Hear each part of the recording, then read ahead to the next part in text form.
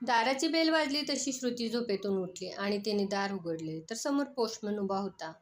अनिच्छेने तिने मेल घेतला आणि उघडून बघू लागली. तो मेल बघताच तिच्या तोंडून वाव असे शब्द बाहेर पडले.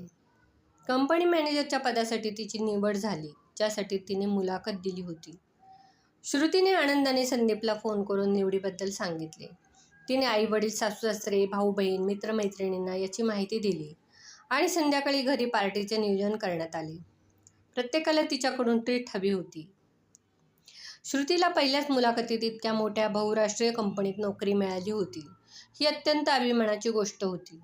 लग्न होऊन अवघे 4-5 महिने झाले होते. श्रुतीला काम करायचे होते म्हणून तिने संदीपला आधीच सांगितले होते. संदीपलाही पत्नीने नोकरी करावी अशी इच्छा होती. संदीप हा त्यांच्या कुटुंबात एकटाच होता आणि श्रुतीसारखी सुंदर आणि हुशार पत्नी मिळाल्याने त्याला खूप आनंद झाला होता. घर सांभाळण्यापासून ते त्याच्या आईवडिलांची काळजी घेण्यापर्यंत, स्वादिष्ट जेवण बनवण्यापर्यंत सर्व गोष्टी श्रुतीने अगदी चोखपणे सांभाळल्या होत्या. आई अनेकदा श्रुतीची स्तुती करायची. आजच्या काळात एकुलत्या एक मुलासाठी इतकी चांगली सून मिळाली तर आईवडिलांना घरी बसून गंगेत स्नान केल्यासारखे वाटते. संदीपच्या आईवडिलांना खूप आनंद झाला. लग्नानंतर आता ते आजी आजोबा होण्याची वाट पाहत होते, पण श्रुती अजून या गोष्टीसाठी तयार नव्हती. संदीपलाही या नव्या जबाबदाऱ्यांचे ओझे इतक्यात नको होते. दोघांचे कौटुंबिक जीवन चांगले चालले होते. श्रुतीला नवीन काम आवडले होते. ऑफिसमधल्या सगळ्यांना तिच्या क्षमतेची खात्री होती. श्रुतीने तिच्या सौम्य स्वभावाने आणि चातुर्याने सर्वांची मने जिंकली होती. संदीप श्रुतीसोबत खूप खुश होता. दोघेही सकाळी एकत्र ऑफिसला जायचे, संध्याकाळी ते एकत्र यायचे. काही महिन्यातच श्रुतीने स्वतःची कार खरेदी केली. आता आईबाबांना कुठे घेऊन जायचे झाले तर ती घेऊन जायची. श्रुती फक्त घरच्या कामातच परफेक्ट नव्हती, आता ती बाहेरची कामेही करू लागली. विकेंडला दोघेही अनेकदा शहरापासून दूर असलेल्या कुठल्या तरी रिसॉर्टवर जायचे. जेव्हा संदीपने श्रुतीला लग्नाच्या पहिल्या वाढदिवसानिमित्त मुलासाठी प्लॅन करण्याचा आग्रह धरला, तेव्हा तिने खूप लवकर होत आहे असे सांगून ते टाळले. जेव्हा जेव्हा आईबाबांनी श्रुतीला आई बनण्याची इच्छा व्यक्त केली तेव्हा ती हसून टाळायची.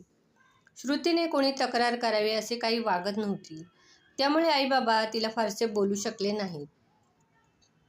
संदीप श्रुतीच्या लग्नाला आता 5 वर्ष झाली होती. दोघे अजूनही नुकतेच लग्न झालेले जोडपे दिसत होते. आता लोक प्रश्नार्थक नजरेने त्यांच्या लग्नाचा कालावधी आणि मुले होण्यास असमर्थता याकडे पाहू लागले. 1-2 मित्रांनी तर संदीपला विचारले की तो बाप होण्याची पार्टी कधी देणार. किती दिवस तो फक्त लग्नाच्या वाढदिवसाचाच फोन करत राहणार. तेव्हा संदीप जरा काळजीत पडला. त्याच रात्री त्याने श्रुतीशी या विषयावर बोलण्याचा विचार केला. श्रुती, आज पार्टीत सगळे मित्र विचारत होते की मी बाप होण्याची पार्टी कधी देतोय. खरं तर आता मलाही असे वाटते की कोणीतरी मला बाबा म्हणावे, माझा हात त्याच्या बोटांनी धरावा. संदीप श्रुतीकडे प्रेमाने बघत म्हणाला. मलाही ते खूप वाटते, श्रुतीने हसत उत्तर दिले. पण मला वाटते की मी आणखीन एक प्रमोशन घेतले पाहिजे. जर काम थोडे कमी झाले तर मी मुलाची चांगली काळजी घेऊ शकेन. पण या दोन्ही गोष्टी एकसाथ होऊ शकतात. आई आणि बाबा घरी आहेत, ते मुलाची काळजी घेतील. आपण बाळासाठी आया देखील ठेवू शकतो. कुठेही कमतरता राहणार नाही, संदीपने खुलासा करताना सांगितले. मुलाची काळजी घेण्याचे काम आता आई वडिलांच्या किंवा आयांच्या हातात राहिलेले नाही. आईची जागा कोणीच घेऊ शकत नाही. मूल असताना मी घर आणि ऑफिसचा समतोल कसा साधू शकेन. श्रुतीने तिची असहाय्यता व्यक्त केली. श्रुती, सर्व नोकरदार जोडप्यांना मुले आहेत, सर्व काही व्यवस्थित केले जाते. आता आईबाबांनीही विचारणे बंद केले आहे, संदीप संतप्त स्वरात बोलला. श्रुतीने संदीपच्या गळ्यात हात टाकून हा संवाद संपवला आणि त्याला झोपण्याची विनंती केली. दुसऱ्या दिवशी सकाळी ऑफिसची तयारी करत असताना संदीपने श्रुतीच्या डोळ्यात पाहिले आणि विचारले, काय झाले आमच्या प्रपोजलचे भाऊ? अरे, तू अजूनही तिथेच अडकला आहेस. श्रुतीला आश्चर्य वाटले. दोघेही हसले आणि आपापल्या ऑफिसला निघून गेले. चांगली पोस्ट मिळताच श्रुती थोडी महत्त्वाकांक्षी झाली होती. नोकरीच्या निमित्ताने उच्च प्रतिष्ठित वर्गात उठणे बसणे, कंपनीच्या वतीने भारत विदेशात जाणे, हाय प्रोफाईल लोकांना भेटणे इत्यादी ती व्यस्त होती. अशा परिस्थितीत आई झाल्यानंतर तिला रजा घ्यावी लागेल आणि कंपनी नक्कीच तिचे काम दुसऱ्याकडे सोपवेल, म्हणून तिने आई होण्याचा निर्णय पुढे ढकलला. उच्च पदावर कार्यरत असल्याने श्रुतीला कामाचे खूप प्रेशर असायचे. त्यामुळे पाठ टेकताच ती झोपी जायची. आता संदीपने सारखे श्रुतीशी त्याविषयी बोलणे बंद केले होते.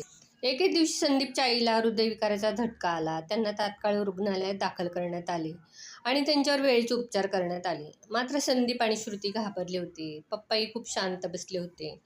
हॉस्पिटलमध्ये आजारी असताना त्यांच्या आईने श्रुतीला मरणापूर्वी माझ्या नातवंडांचे चेहरे पाहण्याची एकच इच्छा उरली आहे असे सांगून तिला आई होण्यास भाग पाडले. तेव्हा संदीप आणि श्रुती यासाठी स्त्रीरोगतज्ञांकडे गेले. श्रुतीची तपासणी केल्यानंतर महिला डॉक्टरांनी आणखीन काही चाचण्या करायला सांगितल्या. 3 दिवसांनी दोघेही रिपोर्ट घेऊन डॉक्टरकडे गेले. रिपोर्ट पाहिल्यानंतर डॉक्टर गंभीरपणे बोलू लागले. सॉरी संदीपजी, तुमच्या दोघांमध्ये काही समस्या आढळल्या आहेत. वास्तविक वाढत्या वयानुसार गर्भधारणेची शक्यता कमी होते. गुंतागुंत होण्याची भीतीही असते. लग्नाला इतकी वर्षे झाली तरी तुम्हा दोघांनीही चान्स घेतला नाही. त्यामुळे वंध्यत्वाची समस्या निर्माण झाली आहे. डॉक्टर बोलत राहिले आणि श्रुती स्तब्ध बसून राहिली.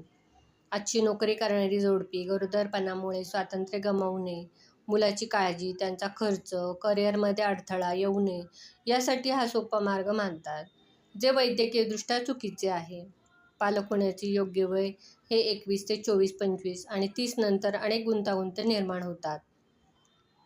निसर्गाचेही काही नियम आहेत. वैद्यकीय शास्त्राने कितीही प्रगती केली तरी आपण निसर्गाच्या विरोधात काम केले तर आपलेच नुकसान होईल. एवढ्या छोट्याशा चुकीची एवढी मोठी शिक्षा. संदीपलाही काळजी वाटत होती. त्याला आता डॉक्टरांचा आवाजही ऐकू येत नव्हता.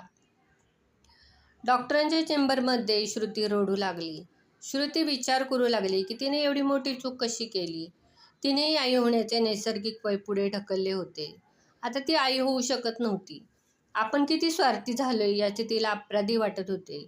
फक्त स्वतःचाच विचार करत राहिलो. आई, बाबा आणि संदीप कोणाच्याही भावनांची, स्वतःच्या आईवडिलांचीही पर्वा केली नाही.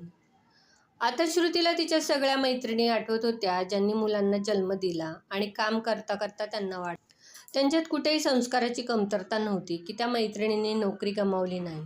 श्रुतीला आता वाटू लागले होते की नोकरी करूनही मुलाला चांगले वाढवता आले असते. गरज आहे ती कुटुंबाची साथ, वेळेचे व्यवस्थापन आणि मुलासोबत गुणवत्तापूर्ण वेळ घालवण्याची. पण आता पश्चाताप करून काय फायदा. श्रुती उठ. अगं काय होते तुला? अशी झोपेत हुंदके काय देतेस? संदीप श्रुतीला हलवून उठवत होता. श्रुती बाळा, काय होतंय? संदीपचा आवाज ऐकून आई पण त्यांच्या रूममध्ये येत म्हणाल्या. एव्हाना श्रुतीला जाग आली होती. आईकडे पाहत म्हणाली, आई तुम्ही? आता तुम्ही बऱ्या आहात ना? अगं मला काय झाले? मी चांगली ठणठणीत आहे. मग मला अगं काय तुला काय? आता श्रुतीच्या लक्षात आले की तिने एक भयावह स्वप्न पाहिले होते. ती लगेच उठली आणि म्हणाली, आई, संदीप, मी तुमची इच्छा पूर्ण करण्यास तयार आहे. आता आणखीन उशीर नको. संदीप, आपण उद्याच डॉक्टरकडे जाऊ. दुसऱ्या दिवशी सकाळी फोन वाजला. श्रुतीने फोन उचलला. फोनवर स्त्रीरोगतज्ञ क्लिनिकची ऑपरेटर बोलत होती. मॅडम, तुमची 11ची अपॉइंटमेंट आहे. वेळेत या. डॉक्टर थोडा वेळ आहेत. त्यांना एक ऑपरेशन आहे. श्रुती पटकन डॉक्टरकडे जाण्यासाठी तयार होऊ लागली. निसर्गाच्या विरोधात जायचे नाही असे तिने आता पक्के ठरवले होते. माझी आजची कथा तुम्हाला कशी वाटली हे कमेंट करून नक्की सांगा. अशाच नवनवीन कथा ऐकण्यासाठी चॅनलला सबस्क्राईब जरूर करा आणि बेल आयकॉनवर प्रेस करा, म्हणजे व्हिडिओचे नोटिफिकेशन तुम्हाला येईल.